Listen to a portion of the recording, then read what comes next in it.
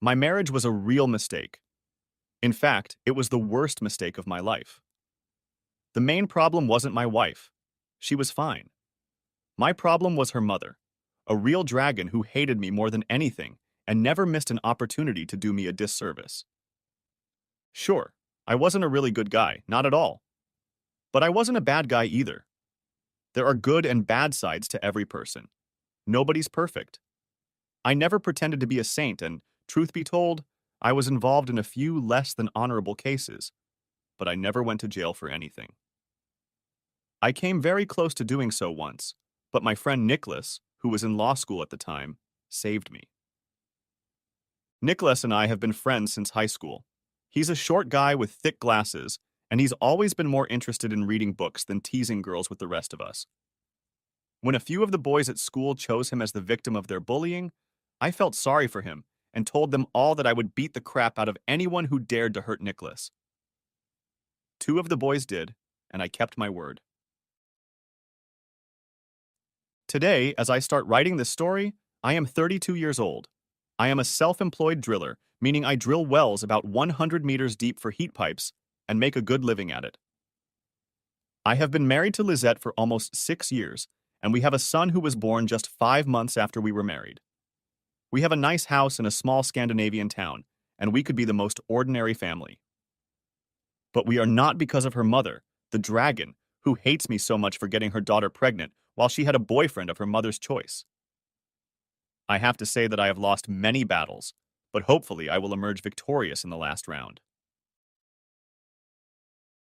It all started on a summer night's eve about 6 years ago. Midsummer Night is the shortest night of the year, and here in Scandinavia, it has been celebrated as a holy night since ancient times when the Vikings ruled here. It is a romantic night with midnight sun in the north and only a few hours of soft twilight in the south. There are raucous parties everywhere.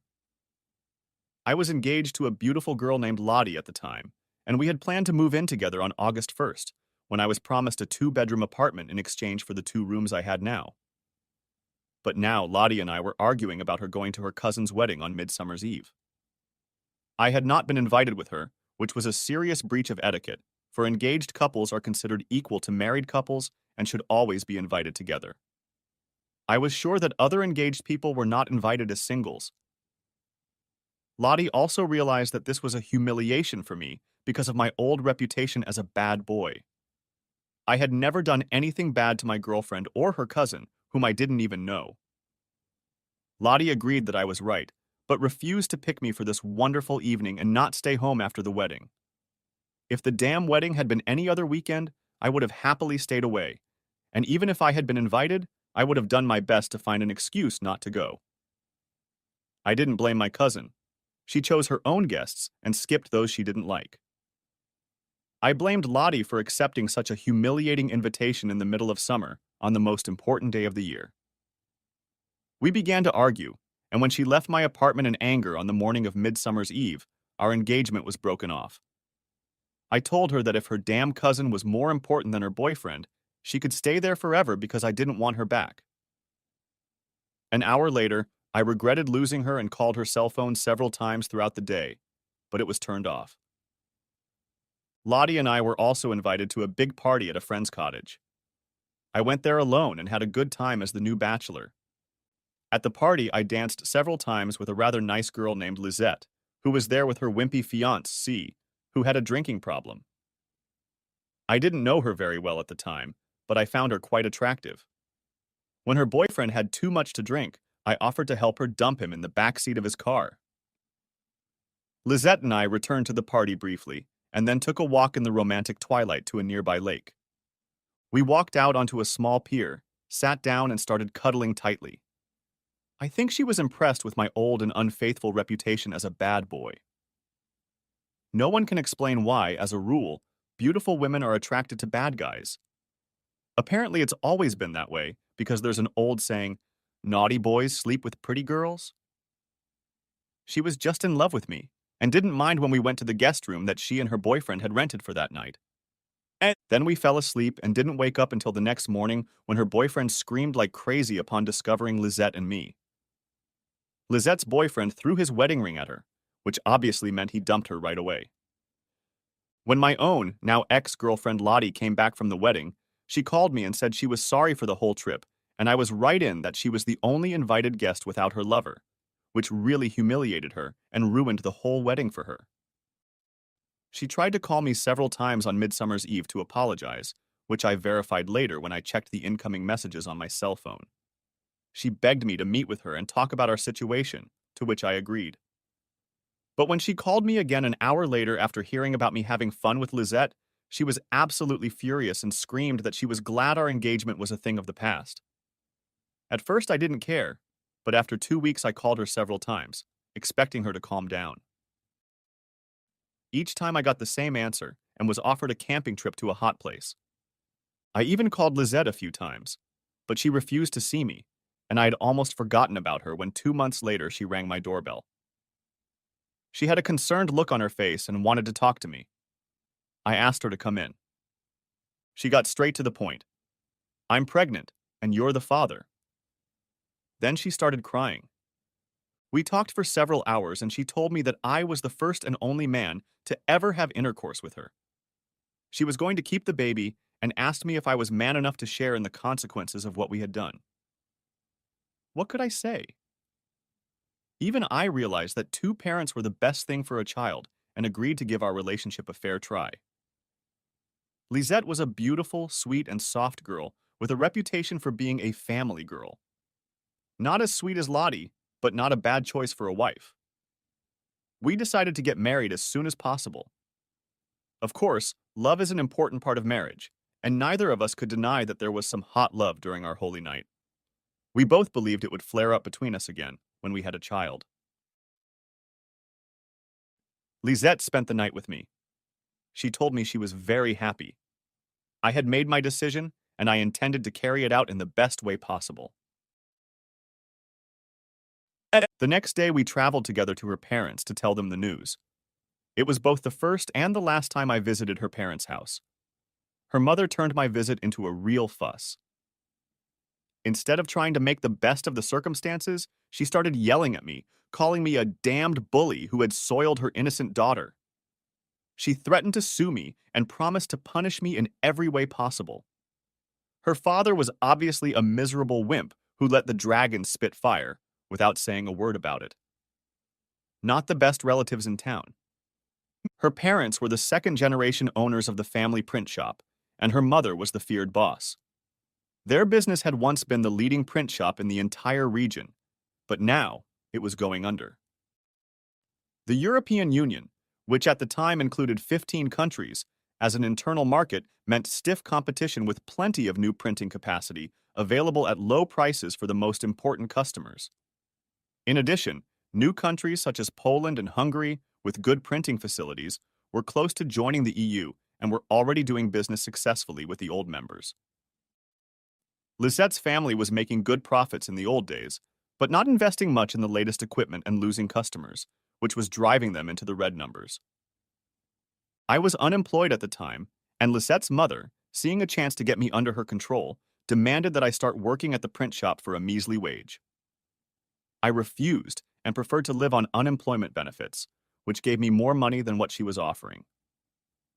Since I had an unlimited amount of free time, I even worked part-time for a certain driller. Lisette's mother started our vendetta by complaining to the unemployment fund that I refused to accept the job offered, which was against the rules.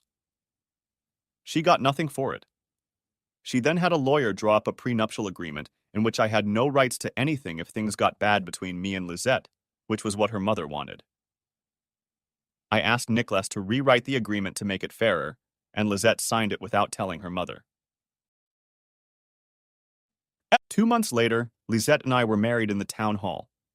It was a simple ceremony with 2 witnesses, Nicholas and Lisette's best friend. 5 months later, we had a glorious baby boy. Our relationship gradually grew into something that could be considered true love, and the next 2.5 years were the happiest, very happy years of our marriage. A few months after we were married, I had the opportunity to buy a rock drilling business on favorable terms. Its owner signed up for a beginner's square dance class and met a wonderful woman there. She was a doctor with a temporary job at a local hospital, and when she was offered a very well-paying job in northern Norway, she made an offer to the driller, who accepted and sold his business to me. Since both the doctor and the driller signed a personal guarantee for me, I had no problem getting the necessary amount of money from the bank. Then, when our boy turned 2.5 and we put him in daycare, the problems began.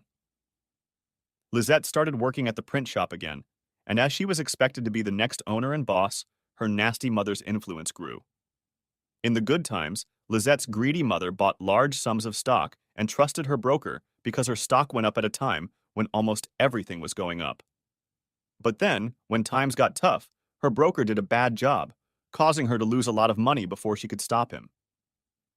At the same time, I got inside information from Nicholas, who is now a lawyer, about an unexpected big boom in one of the companies, bought the stock, and made excellent money on the opportunity.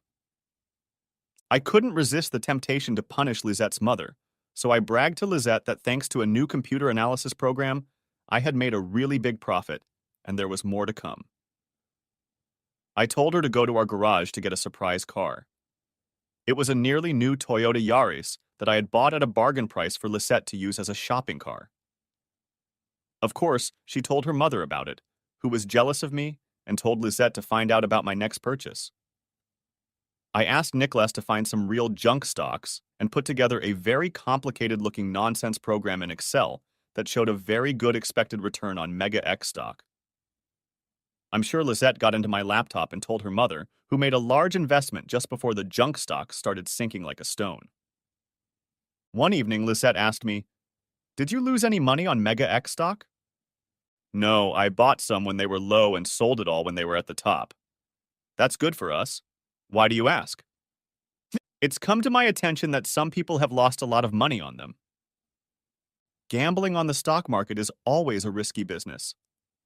I had won an important battle against her mother, but she suspected that my bad advice was done on purpose, and so there were rumors going around town that she intended to step up her efforts to cause me trouble. There was nothing to worry about, for she had been doing her best all along. She bet her friends that she would talk her daughter into making me cuckolded, divorced, and dispossessed before our boy went to school. So she always invited the single young sons of her friends and business acquaintances to her parties, hoping some of them would seduce Lisette. Many of them were well-educated, well-mannered.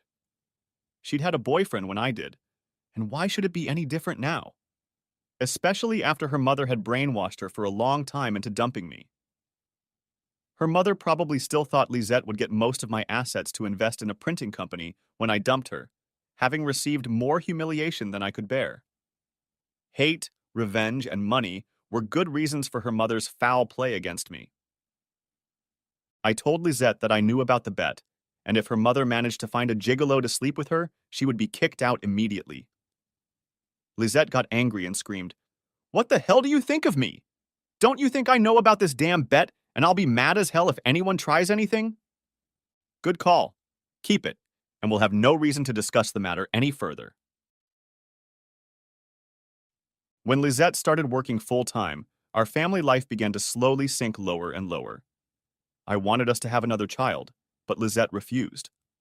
Our life, which had been on a good and sometimes very good level while she stayed home with the baby, became a chore.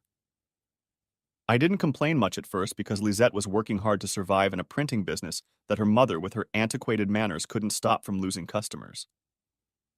My business was doing so well that I offered Lisette to work for me instead of her mother, but she declined. With oil prices rising, a thermal heating system was a very profitable investment, which meant very good business for me. Although I had a lot to do, I tried to help Lisette around the house as much as possible. Our marriage was not at its best, but for many years after she went back to work, it remained at an acceptable level. We had some good moments from time to time.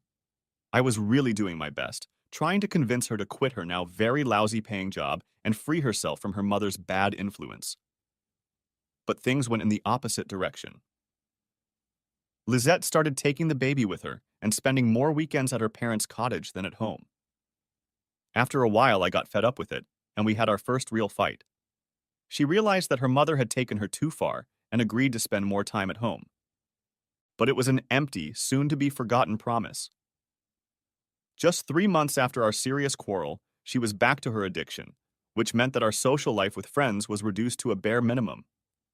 Of course, I was no dumber and realized that now, after years of fruitless attempts, her mother had finally succeeded in getting us to distance ourselves from each other. Our son told me about some Tommy kissing mom when they came home from their last weekend at her mother's house. It wasn't a surprise. It was bound to happen sooner or later, and now I knew for sure the shit had hit the fan. I realized that our marriage was close to being history, despite my best efforts to be a good husband. Sure, I was saddened by my failure, but to my great surprise, a sense of immense relief began to grow. I could look forward to a future without a nasty mother-in-law who tried her best to ruin my life. In recent years, Lisette, to my increasing frustration, had always chosen her mother's side, so I didn't care if she chose her mother in her final decision. However, I felt it was my duty to give her one last honest chance to be a good wife again and save the marriage if she was interested.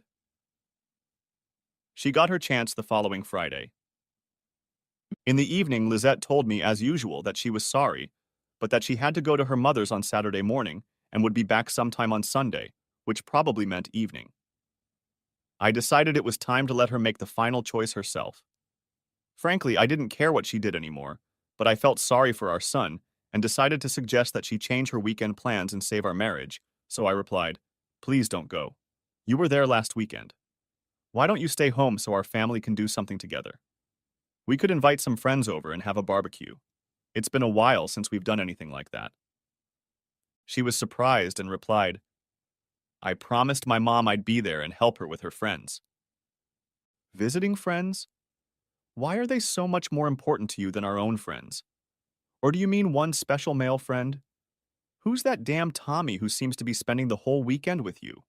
Will he be there? When I mentioned Tommy, there was surprise and consternation in her eyes for a second. Then she replied, "He's an old friend of our family and helps my mom, and sometimes me, understand some of the EU rules. He's not a friend of mine, so I don't know if mom invited him." "How old is he?" "I think he's 30. "And he's a handsome bachelor, I suppose?" "No, he's married, but his wife is on a 3-month temporary job with the United Nations administration in Kosovo, so he can help his mother on weekends." Her explanation about helping with the complicated rules of the European Union sounded reasonable, but why would a man of his age want to spend the weekend with such a greedy old dragon? "And what's your relationship with this Tommy guy? It sounds like you'd rather spend the weekend with him than your husband." Again, I noticed the split second of fear in her eyes before she replied, "Strictly business, of course. What the hell do you think of me?" "I don't know anymore. You cheated on your boyfriend when you and I met. Who says you won't cheat again?" "Don't insult me. Things were different. I was young and fell in love with you, and you should know that I still love you." "You say that, but let's be clear about our relationship today. You have very strange ways of showing what you call love these days. Really, it's nothing to brag about. Our marriage is a parody of a real marriage. Our so-called sex life is practically non-existent. You'd rather leave your husband and spend weekends with this Tommy. Yet you keep saying you love me, but I can't understand how the hell you can think I would believe such nonsense after what you do to me. I'm completely fed up with your damn mom and her vile antics in our family, and I'm willing to offer you fair divorce terms so you can do whatever you want with your darling Tommy." She hadn't expected a divorce offer, and her face took on an ashy gray hue as she screamed, "Divorce? Are you serious? You can't ask for a divorce because I want to see my mother. Are you out of your mind? That's no reason for a divorce." "No, it's not. But I don't see any good reason for you to see her from morning to night 7 days a week, every week. If your own family still means something to you, please skip Tommy and stay home for the weekend so we can talk about our problems and try to find a solution before it's too late. Please do that if you still love me like you say you do." "Of course I love you, but I promised my mom I would go and I have to go. I wish I could stay with you, but please be patient with me and I promise you will be well rewarded. Have you forgotten that next Friday is Midsummer's Eve and we'll be together all day? And we'll spend a whole week together 24 hours a day at the cottage in July. What a favor. At the end of next month, I get a whole week together with my beautiful, beloved wife. Now that's a gift from heaven. And may I suppose that your favor to me on Midsummer's Eve is due to circumstances such as the fact that Tommy will be somewhere else during the vacation? Maybe he's going to spend the vacation with his wife and won't have time for you? Poor you. Or do you still remember that I left Lottie because she left me on Midsummer's Eve? Now she sobbed, "You're not funny. You're pathetic. Do you think it's funny to be married to you? I must say you have a strange way of showing your love." Okay, Lizette, I know I can't stop you from dating that wimp because he's more important to you than your family, but you have to take the baby with you because tomorrow I'll be servicing drilling equipment and won't be able to take care of him at the same time. Now she was truly angry and screamed, "You're accusing me of cheating, treating me like a whore. Mom's right. You're a real bastard." She then started crying loudly. And at this point, I put my foot down and realized that there was something between her and this Tommy guy, but I didn't give it any more thought. There was little left of our marriage, perhaps nothing at all. However, I made one last attempt to save it. The only reason I did not leave her at once and tell her that she must leave our home for good was that I would have gotten much better terms for a divorce if I had caught her cheating. I saw no reason for further argument with Lizette and thought it would be advantageous to absent myself from the house for an hour or two. I felt like having a large drink of whiskey, and since I never liked to drink alone, I went to my favorite pub, which was probably one of the best decisions of my life. After having a drink at the bar, I noticed Mona, a friend of my ex-girlfriend Lottie, sitting in a booth with her husband. I approached them and asked if she knew how Lottie's life was going now. She replied, "Don't you know she's back in town? She divorced Sven, bought a small house here, and moved in about 2 weeks ago. She's been asking about you. Why don't you call her and talk to her directly instead of through me?" Mona gave me Lottie's phone number, and I decided to call her right away. Sure, she might ask me to get the hell out and stay where I was. But, I thought, whoever dares wins. So I called her and she answered, "Lottie. Hi, I'm Michael, ex-boyfriend, if you remember me. Mona told me you were back in town and I just wanted to welcome you back." The crucial moment had come. How would she take my call? To my great delight, she was happy to hear from me, and we had a long and pleasant conversation. She even accepted my invitation to lunch on Saturday. My spirits lifted afterward, and I spent the rest of the evening with Mona and her husband. Much to my relief, Lisette pretended to be asleep when I got home, and I was asleep when she left for her mother's on Saturday morning. I did a little work on the rig in the morning, and at 1 o'clock stood waiting for Lottie outside the restaurant I had suggested for our lunch. I can't deny that I had almost the same feelings I had on my first date with her almost 8 years ago. When I waited 15 minutes and Lottie still wasn't there, I began to wonder if she would even come. But then she came. She was still a very beautiful woman, and now even more feminine in some ways than when I had seen her a few years ago. With her was her little daughter Jennifer. When she hugged me, I immediately felt a strong desire for her. She noticed this and was almost frightened, but calmed down when I stopped making any further attempts to be anything other than a friend. We had a very pleasant lunch, and afterward decided to take a walk in a nearby park. During the walk, she asked me out of the blue, "What was your real reason for wanting to see me again?" "Faith, hope, and charity." A confused expression appeared on her face, whereupon she asked me, "Do you mind if I tell you something I've wanted to tell you for years?" I said, "Okay, go ahead." She told me, "I've made 3 big mistakes in my life. Going to that damn wedding was my first big mistake. You were right. I was humiliated as hell when the host tried to force me and the groom's asshole brother to do things together all the time. When the groom asked me if I had feelings for his brother, I got pissed and asked him to go to hell and take his brother with him. Then I left the party. I didn't invite them to my and Sven's wedding, which really pissed them off. I thought you would forgive me and accept me back when I got home. But then Lizette's boyfriend called and said you took Lizette's cherry that she was saving for their wedding night. I was still in love with you, and pissed off, I made a second big mistake by refusing to talk to you when you called me.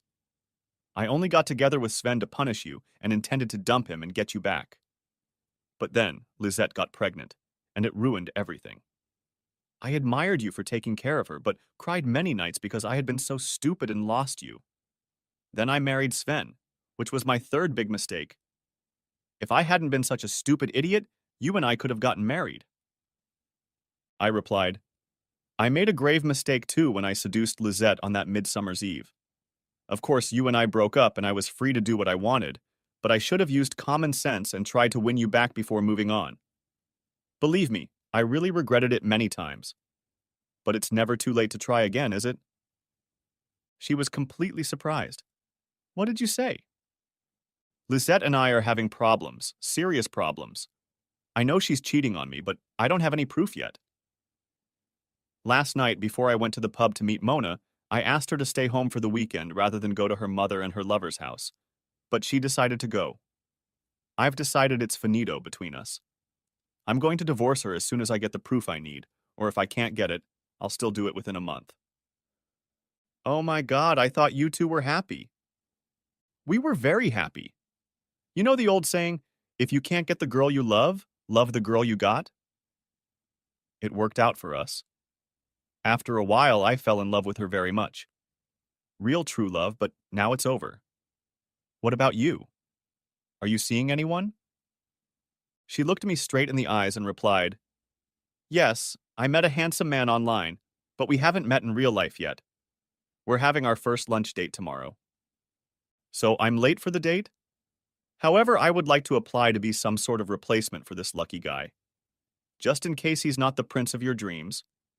What do you say? She kept her eyes on me and was silent for a few seconds before replying, Isn't this date a real date for you? I could only reply, Seeing you tonight is the best thing I've done in a long time, but I'm selfish enough to want to see you more, maybe even as more than just a friend. She shook her head.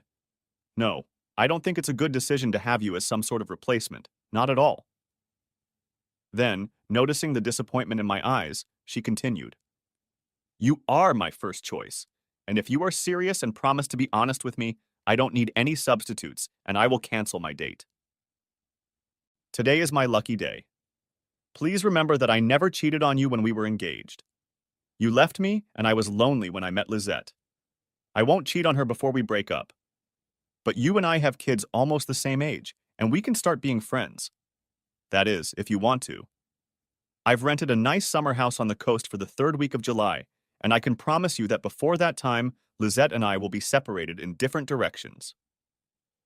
In the evening, Lottie invited me to dinner at her house, and we began to make plans for the coming weeks. Jennifer and I were already good friends, and she had no ill feelings about her mother having a boyfriend. I spent the night in Lottie's spare room, and on Sunday, we went to the coast. Lisette came home late Sunday night, and we didn't talk for long before going to bed. The next week passed in silence. She was obviously in a very bad mood after I suggested she get a divorce. The following Friday was the eve of Midsummer's Eve. Lottie and Jennifer spent it with Lottie's parents. Lisette and I were invited to spend the evening at a neighbor's house where several families with children of various ages had gathered. We spent most of the afternoon playing with the children. Then, in the evening, we adults played fun games and danced, but I hardly talked to Lisette or danced a single dance with her. She usually pretended to be a good, loving wife when we went out, but now neither she nor I cared that everyone could see how we had grown cold to each other. On Midsummer's Day, she went to her mother's house but didn't stay the night, probably because Tommy wasn't there. Lottie invited me to her parents' house and I spent a few hours there. They wished Lottie and me luck in our new relationship. The week after Midsummer passed with a chill in the relationship between Lisette and me. We were polite and correct with each other, but neither of us showed the slightest sign of affection. The following weekend, Lisette and our son went on a 3-day bus tour with her parents to Legoland, the famous children's amusement park, and after that, she was going on her annual 2-day visit to her cousin. I was happy that I was able to spend 4 nights at Lottie's house. Of course, both Lottie and I wanted to get on with it, but in case Lisette intended to fight for a divorce, it would be advantageous to be the faithful party, and so we decided to wait. Lottie, her girlfriend, and I had a pleasant time together while Lizette was away. Lottie and I found that we still enjoyed each other's company very much. True love. During the summer, Lizette and I were usually very busy at work, so we decided to spend only 2 weeks of vacation, and only one, the last one, together in a summer house I rented on the coast. Instead of our usual summer vacation, we were going to go to Thailand for 2 weeks in November. These plans had been made before Tommy had burst into her life, but under the present circumstances, I no longer had any intention of going anywhere with Lizette. Instead, I had promised Lottie that I would leave Lizette before the beginning of this week, and she had agreed to spend it with me at the summer house, and I intended to fulfill my promise. I think Lizette finally realized that she had created far more serious problems in our marriage than she intended, and started trying to pretend to be a good wife again. To my great surprise, she called me all 4 nights while she was away and told me how much she missed me. She had never called me before during all those weekends she spent at her parents' house. Every time she called me, I wanted to talk to my son. During the second day of their trip to Legoland, I asked him a few short, simple questions, all of which he answered yes to. One of those questions was, "Is Tommy with you?" And the answer was, yes. I don't think any of the adults noticed this. I'm guessing that the reason she called was because she was racked with guilt about taking Tommy with her. And when they got home, I got further proof from my boy when they stayed home one night between the 2 trips. He asked me if it was true that nasty wolves could come into our house and eat him. I asked him, "Who told you such a nasty story?" "Grandma?"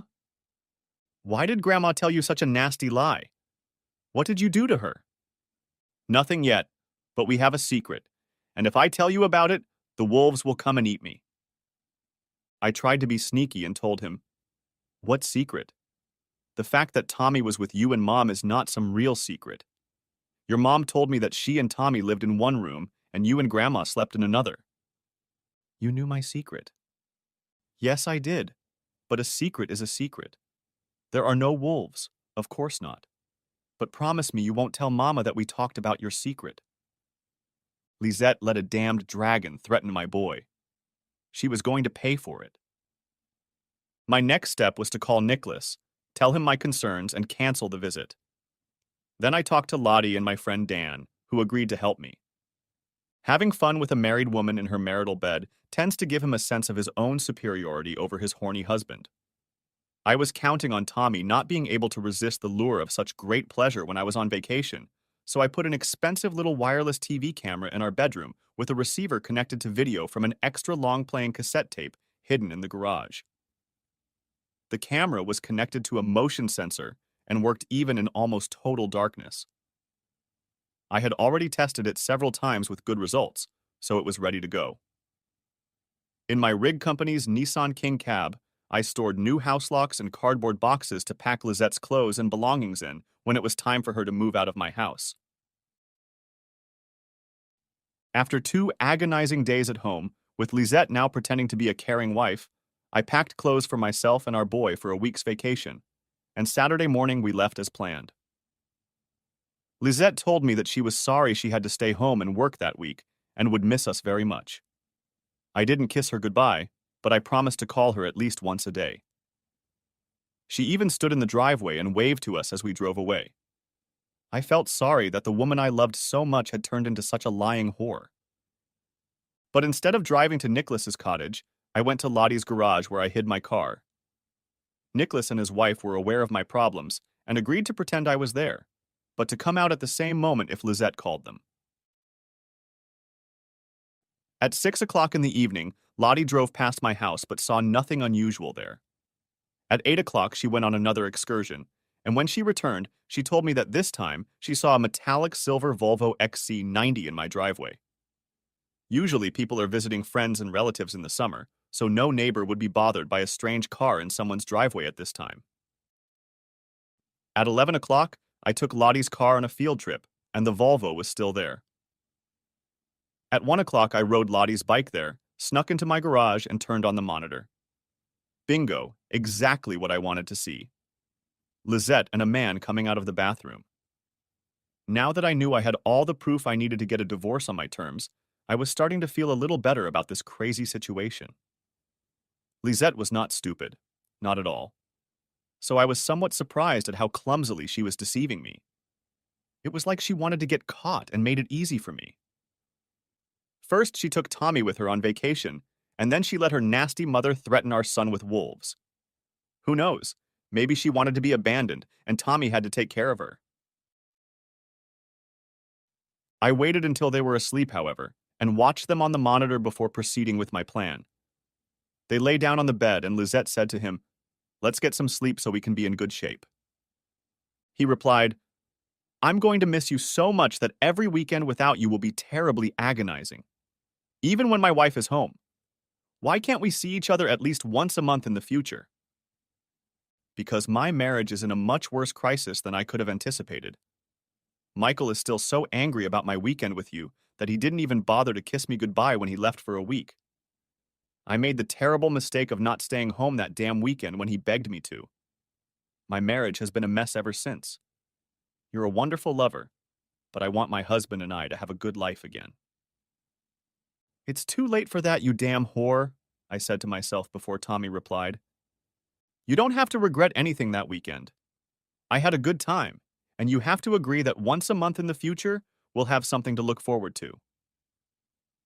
She sounded a little annoyed now, and was undoubtedly beginning to feel remorseful when she replied, "No, Tommy, when you left after breakfast, our wonderful love story became history, and I turned into a good, faithful, loving wife who does everything, I mean everything, to win her husband's love again. But why think about that now? Until then, I'm still only yours. Be a good boy, and don't waste a minute of our good time." I didn't hear his reply, but obviously he couldn't entertain her further without resting for a few hours, and after a while, they both fell asleep. I pressed a button on my cell phone. My friend Dan woke up after a few beeps and I told him, "I have bingo. Are you ready to play?" He promised to be there within 15 minutes. I could take care of Tommy in my bed myself. The main reason I wanted my friend present was that he could testify that I had used no force on either Tommy or Lisette. If I had gone in there alone, I'm sure her mother would have found some lawyer who would have made up a nasty story and sued me for being rude. Another good reason was that Dan owned a very good video camera and loved to use it. He was often hired to shoot weddings, and I wanted some close-ups that I didn't have on my own camera. Dan arrived as promised. We had a short briefing on how to do it, and then snuck into my house. The door to the bedroom was closed. I opened it a few centimeters to see them both sleeping under the covers, very close together. As Dan got his camera equipment ready, he nodded and I said, "Let's do it." I opened the door, Dan turned on a bright battery-powered halogen light, and started filming. I walked over to the bed, pulled back the blanket without waking them, and let Dan film for at least 5 seconds before yelling, "What the hell is this?" They woke up in complete surprise. It took a few seconds for them to realize what was happening, and until their eyes got used to the harsh light. Then Lisette recognized me and started screaming, "No, no, no, no, no!"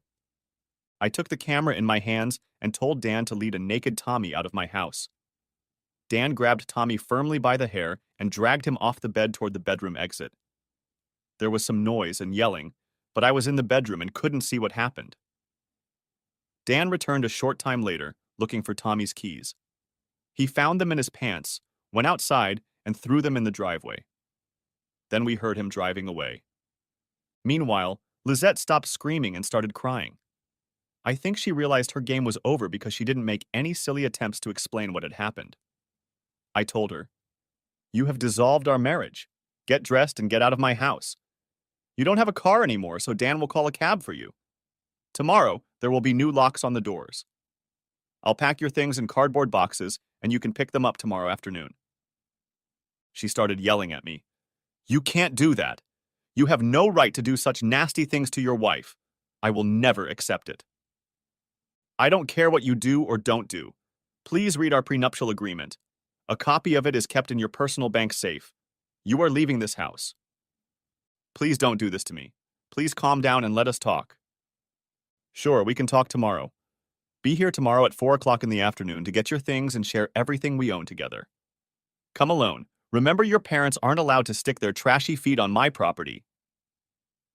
The cab arrived, and she had to wait 10 minutes before she was ready to go. Dan went home to bed, and I called Lottie and informed her that I had caught Lisette and a man named Tommy in the marital bed, which meant that my marriage was over, but I wanted to stay in the house until I changed the locks. The new locks were already stored in my king cab. I won the battle again, but felt only sadness for my broken marriage and how it ended. I couldn't sleep, so I went to the garage, got a videotape, put it in the VCR, rewound it, and pressed the button. Well, that's pretty much what happened. They were having fun. Then the screen went blank for a long time until it showed what I had already seen the night before, and then when Dan and I entered the room and their awakening. I was still too upset to sleep, so I started taking Lizette's clothes out of closets and drawers and folding them in the living room. At 9 in the morning, Lottie and the kids arrived at my house with breakfast in a basket. Digging through Tommy's wallet, I found his wife's phone number in Kosovo, called her, and told her I had found Tommy and his wife in my bed and videotaped it. She was furious, but asked me to send the pictures to her email, which I promised to do and did after I edited a copy of the video to show Lisette if she had any objections to my terms. I changed the locks, packed Lizette's belongings in perfect order, and wrote the contents on the outside of each box. I felt no need to retaliate by soiling or destroying any of her things. Then I took a chainsaw and cut our almost new and very expensive marital bed into small pieces, which I then threw in a pile in the driveway. Lottie and the kids even brought me lunch so I could take a break from work. Then, at 4 o'clock, a pale Lisette arrived alone in the old Ford Transit of the print shop. She took a long look at the pile that was our dear bed before entering. I made coffee in the living room and invited her to sit down. She agreed, sat down, and, sobbing, began to read me a long speech about how much she loved me and how sorry she was that she had made a terrible mistake and would never do it again, if I could only forgive her. She promised to work less at the print shop, spend all weekends with her family, never go to my mother's house for parties and dinners without me, and wanted us to have another child. I answered her. 3 weeks ago, you could have saved our marriage with those promises, but today, after what you've done since then, it's too late. I am sorry, Lisette, but there is no more future for us. She began her litany again. I let her continue and, when she was done, asked, "You must think I'm a complete idiot if you think I swallowed your lies about Tommy, a 30-year-old asshole who spent his weekends in the company of a disgusting old bitch like your mother." She didn't say anything, so I continued. "You're a very beautiful woman, Lisette, so I can't blame him. But I do blame you for being such a damn cheap whore that you let him break up our marriage and make our child very unhappy." Why, Lisette? Why? Was I such a bad husband that you had to have fun with that damn asshole? You weren't my first or best choice, but I married you when you needed me, and I even fell in love with you, Lisette. I have been a faithful husband to you until this very moment. She sobbed. It's not your fault. I never stopped loving you. You are my one true love, but I know you slept with many other women, and I had no other man but you. I'm sorry that I couldn't resist the temptation to do it with only one other man, and I can promise you that I won't have to do it again. I replied, However, now that you got what you wanted, I hope you're happy. At least your damn mother should be very happy. She got what she wanted the whole time we were together. Please make her even happier by telling her that I don't care about what you did, because thanks to your cheating, I got my freedom and married a woman who really loves me. Don't you realize that you ended our marriage that Friday before midsummer when I begged you to spend the weekend with your family and you chose to go and entertain that Tommy at your mother's house? Did you really think I'd agree to be a goddamn cuckold? The only reason I didn't throw you out of the house right now is because I wanted proof of your cheating, so I could get rid of you without paying you anything at all. Don't forget that I even offered you a fair divorce, but to my surprise you refused. An intelligent woman like you should have realized that I would never agree to be a poor cuckold husband to a whore wife. I didn't want a divorce then, and I don't want one now because I love you. Of course I realized that the baby told you about Tommy, and you suspected something. But I never thought you'd have proof. I regretted the affair, and promised myself that Tommy would be my first and last affair, but I decided to fulfill that promise as Tommy and I had planned. The night with him at our house was to be the grand finale, the very last with him and my last cheating affair ever. Honestly, I was glad it was over, and I can't deny that your behavior after that Friday made me think about the problems I had created for our marriage. I began to fear the worst when you treated me like air and refused to have fun with me. So I wanted to be a good wife again and do everything I could to win your love again, to really spoil you during our week at the cottage and do everything I could to get pregnant as soon as possible and give you the baby you wanted so badly. I even looked for a new job. I'm afraid it's too late now. I replied, "You're right. The Friday before midsummer was your last chance. You didn't care about me then, and now, after what happened last night, we only have one possible solution." I gave her the divorce papers and said, "Please sign them so we can do this the easy way." "What do you mean?" "Whatever you prefer, the easy way or the hard way, it will be under the terms of our prenuptial agreement. You keep a copy of it in your safety deposit box. You'll get everything that belongs to you, and I'll take what belongs to me, which is almost everything except your clothes. I want custody of our son, but you will be able to see him often once you have your own place. But I won't let you take him to the dragon's nest where you live now." She was very pale when she asked, "You mean that I have no right to get any of what we own?" "Yes. The house, the cars, my stocks and bank accounts, and the drilling company are my private property. Don't forget that it was your mother who demanded that we get a prenuptial agreement. I worked hard and made a good salary. I paid for everything here, and your dear mom only paid you pocket money that was barely enough for clothes. I hired professionals to investigate the printing business and found out what you should already know. It'll be bankrupt by the end of the year. Your mother owes you a lot of money. You must get what she owes you before her business declares bankruptcy, or the bank will take everything. If you agree to cooperate in our divorce, I can pay for an attorney to help you get your money. Your mother will lose it either way. Therefore, it is best for both her and you if you get it. Your mother may see this decision as a kick in the ass, but my main reason for helping you in this case is that with this money, you'll be able to afford to buy a decent apartment where you can take our son when it's your turn. I'm thinking about our child, and you're still his mother, even after what you did to him and to me." She now began her speech about how sorry she was and how she regretted everything she had done. I interrupted her by saying, "Please remember how I begged you to stop this and stay home for one weekend with me, but you chose to go have fun with Tommy instead of staying home with your family. You made your choice then, and now I've made mine." Her next attempt was to tell me that Tommy never entertained her. I pressed a button on the remote, and the video player came on. Lizette screamed hysterically, "Stop it! Stop it! Stop it! Stop it!" I pressed the stop button and told her, "Sorry, Lizette, it's too much for a bloody husband." "Why, Lizette? Why did you do this to me? Why didn't you just tell me you wanted a divorce, and you would have gotten much better terms than you have now? Why humiliate me with this asshole?" She realized the game was over and started sobbing. I continued, "What's done is done, and it can't be undone, but we can do our best to find a reasonable solution. But if that damn dragon you call a mother tries to prank me again or stick his ugly nose in this case, that video will go on the internet for the whole town to see what a disgusting whore my ex-wife was. Do you understand?" Now she was scared and screamed, "You can't do that. What am I going to do? I have nothing left, and even my job is going to hell.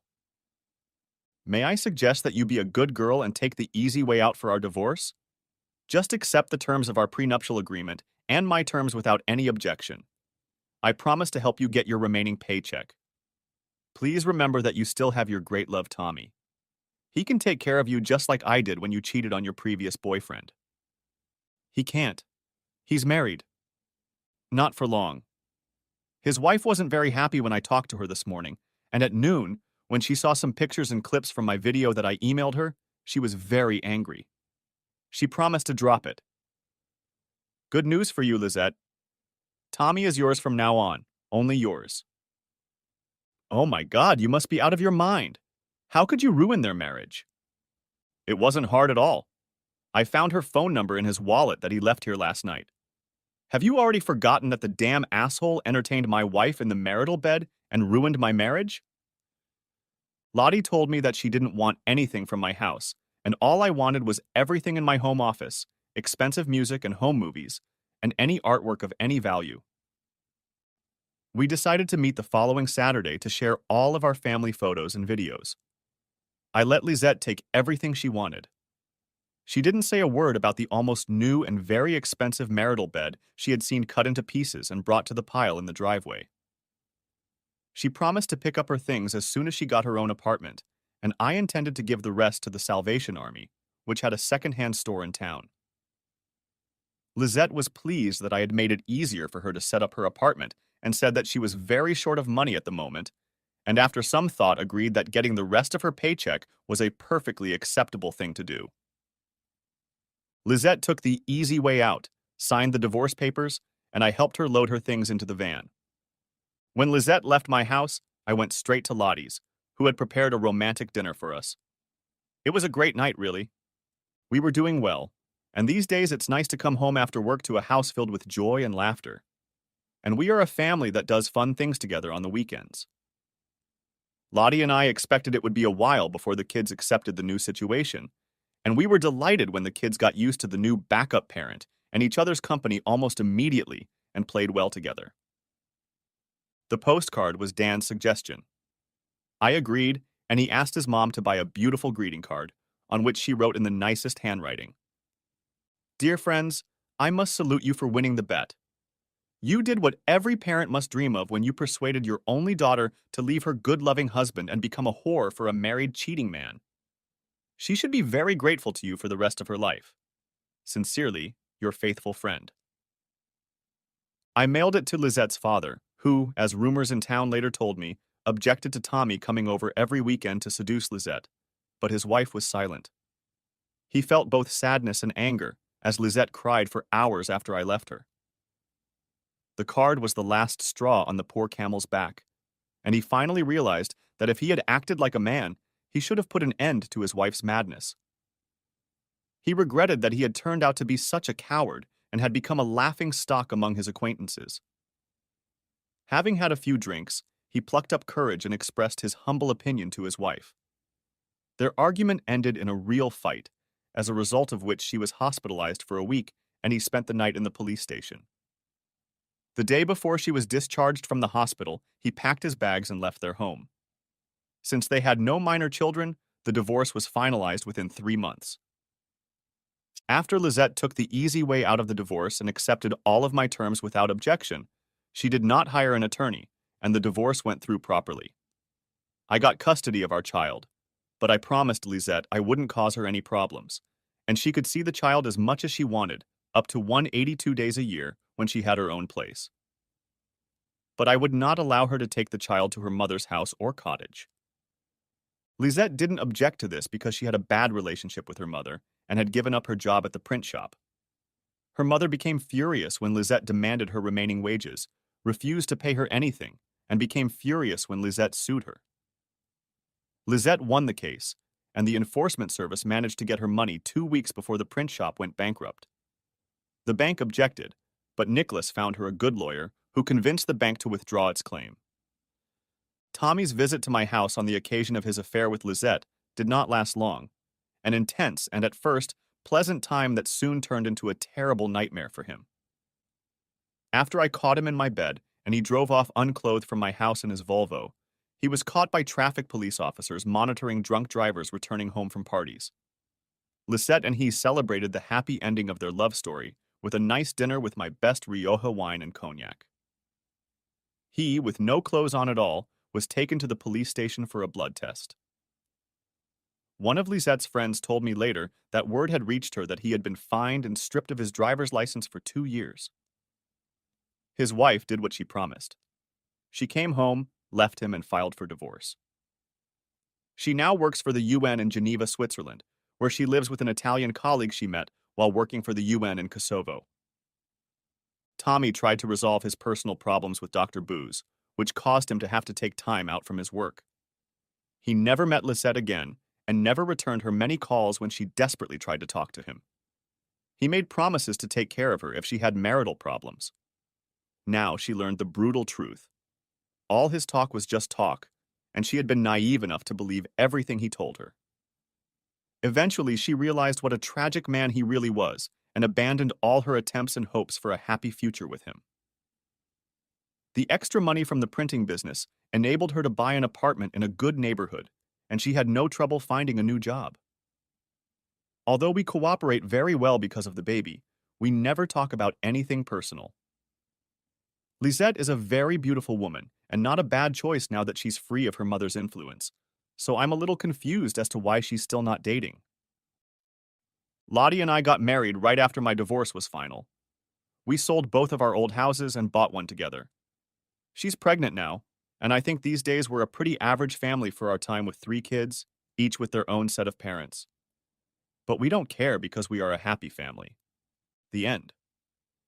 Thanks for watching, I hope you enjoyed it, so subscribe to my channel and watch the next video.